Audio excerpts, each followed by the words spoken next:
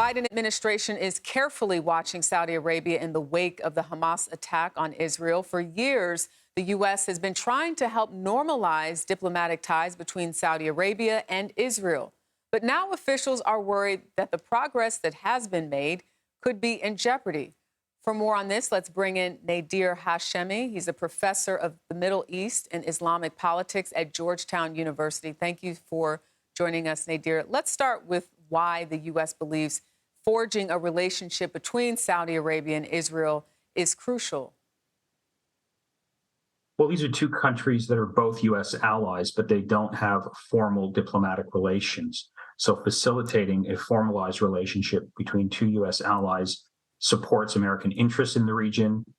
Both of these countries have common enemies, principally Iran. And then in the background, there's China. It was reported roughly 2 years ago that Saudi Arabia was building ballistic missiles secretly with China. That's something that the United States wants to prevent. And so I think these are the factors that are in play. How could this war between Israel and Hamas influence Saudi-Israeli normalization talks?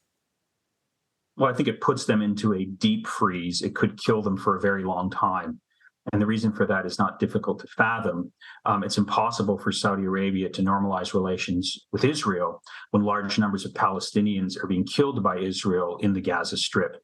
The populations of all of these Arab countries that have either formalized relations with Israel or thinking of formalizing relations with Israel, they're very pro-Palestinian. So at a moment of high tension, when there's large numbers of Palestinian deaths, these authoritarian regimes have to worry about their own public opinion because they all suffer from crises of legitimacy. So for all of those reasons, I think Israeli-Saudi normalization are on the back burner for the foreseeable future.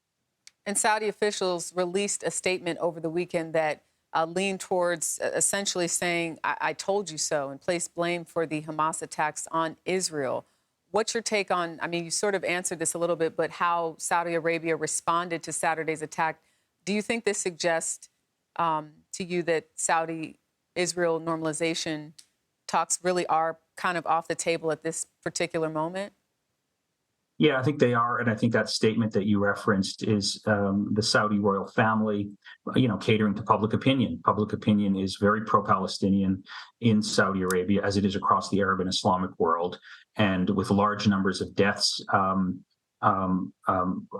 arising because of this conflict, Saudi Arabia is very much in tune with its own public opinion and its solidarity with the Palestinians. So I think that explains the statement. Do you feel like there are any other nations that might try and find a way to sort of keep the peace the same way that we saw, the United Arab Emirates warning Syria, for example?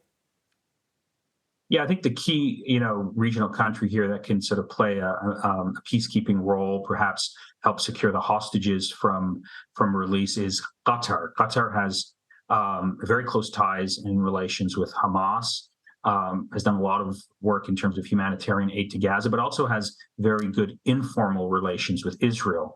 They've played this role in the past, and there are already reports that they're playing this role once again. But I think we're still a long way away from talking about peace and, settling some of these disputes related to hostages and the facilitation of aid. We're in a very much a war moment. But if any country can play the role, it's probably going to be Qatar. All right, Nader Hashemi, thank you so much for your time today. Thanks.